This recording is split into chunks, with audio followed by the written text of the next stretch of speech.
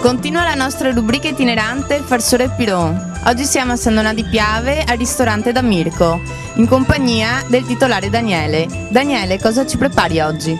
È una calamarata ai frutti di mare e un prodotto tipico napoletano.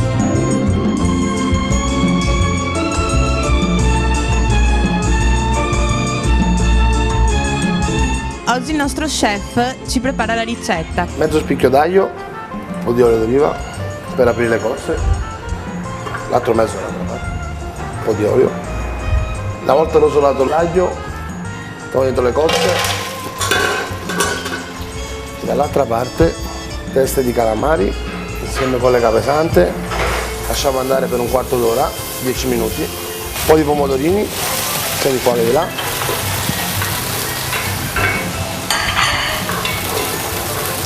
Posso aggiungere un po' di acqua di cottura, polpetti e scampo, pepe, separiamo le cozze dal sugo e il sugo delle cozze lo mettiamo nell'altro sugo, sgusciamo le cozze, dopodiché le mettiamo sul sugo, buttiamo la pasta in acqua salata per circa 15 minuti, togliamo lo scampo, i moscardini e una volta cucinata la pasta la versiamo nel sugo. Un po' di prezzemolo. Andiamo a impiattare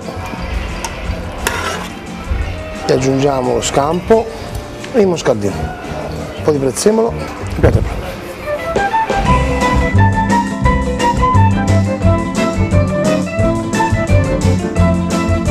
Adesso che vino ci abbiniamo? Abbiniamo uno chardonnay gaggiato di Gorgo Ammonticano e vino frizzante e servito freddo. Un brindisi agli amici del ristorante da Mirko, buon appetito!